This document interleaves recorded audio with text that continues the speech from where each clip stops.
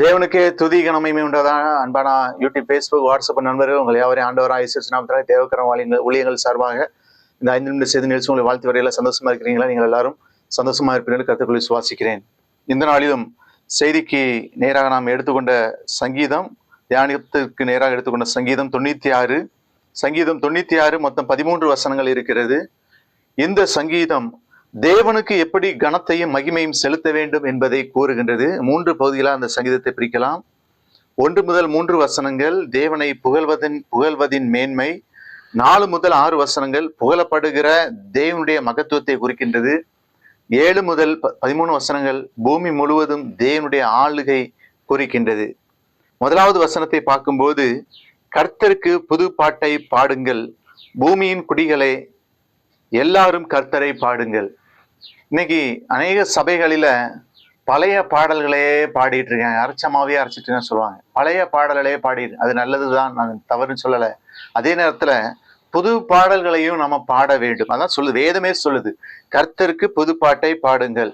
ஆகவே பழைய பாடல்களை பாடுவது நல்லதுதான், ஆனா கர்த்தருக்கு புது பாடல்களை பாட வேண்டும். இந்த சங்கீதம் அதைத்தான் கூறுகின்றது. 2ஆம் வசனத்துல கர்த்தரை பாடி அவருடைய நாமத்தை ஸ்தோத்தரித்து நாளுக்கு நாள் அவருடைய ரட்சிப்பை சுவிசேஷமாய் அறிவியுங்கள். அவருடைய ரட்சிப்பை சுவிசேஷமாய் அறிவியுங்கள். நம்ம எத்தனை பேரு ஆண்டவரை பற்றி மற்றவர்களுக்கு சொல்லுகிறோம்? சுவிசேஷம் நிச்சயமாக சொல்ல வேண்டும்.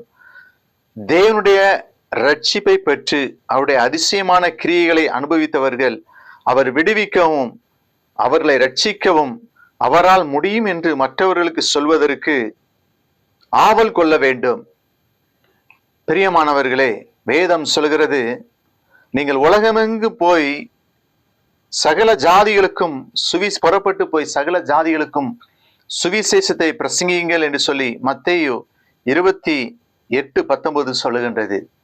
அப்போ சுவிசேஷம், இன்னைக்கு நிறைய சுவிசேஷகர்கள் தேவை, சுவிசேஷத்தை அறிவிக்கக்கூடியவர்கள் தேவை. ஆகவே தான் இந்தியா இன்னும் ஆண்டவரை அறியாமல் இருக்கிறது. இன்னைக்கு ஆண்டவரை அறிய வேண்டும், ஜனங்கள் அறிய வேண்டும் என்று சொன்னால் சுவிசேஷத்தை அறிவிக்க வேண்டும். நாளுக்கு நாள் அவருடைய ரட்சிப்பை சுவிசேஷமாய் அறிவியுங்கள். பிரியமானவர்களே, 4வது வசனத்துல கர்த்தர் பெரியவரும் மிகவும் ஸ்தோத்தரிக்கப்படத்தக்கவருமாய் இருக்கிறார், எல்லா தேவர்களிலும் பயப்படத்தக்கவர் அவரே. அவர் God is a big God. எல்லா தேவர்களிலும் பயப்படத்தக்கவர் அவர் ஒருவரே. கர்த்தரே வானங்களை, 5ஆம் வசனத்துல சகல ஜனங்களுடைய தேவர்களும் விக்கிரகங்கள் தானே, கர்த்தரோ வானங்களை உண்டாக்கினார். God created heaven and earth. அவரே வானங்களையும் பூமியையும் உண்டாக்கினார்.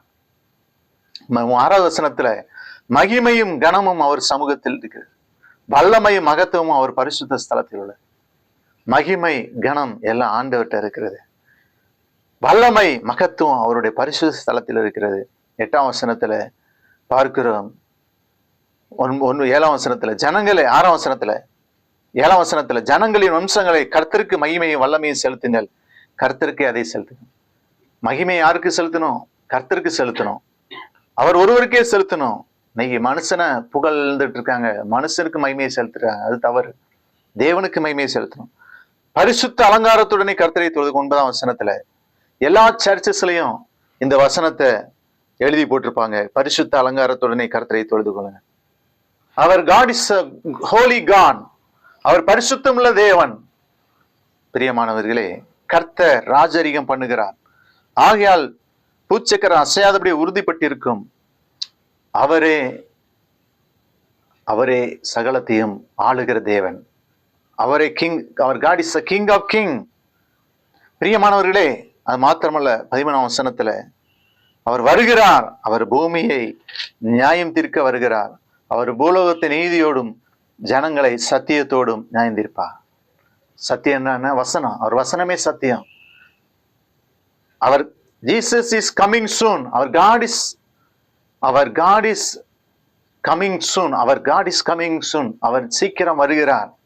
அவர் சீக்கிரம் வருகிறார். அவர் வருகிறார். அவர் பூமியை நியாயம் தீர்க்க வருகிறார்.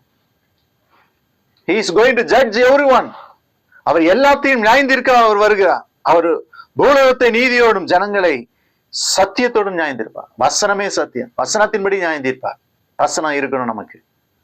ஜபிப்போம். அன்பின் ஆண்டவரே, வசனத்தை கேட்ட பிள்ளைகள் ஆசிரியர் இயேசு நாமத்தில் ஜபிக்கிற நல்ல பிதாவே. Thank you friend.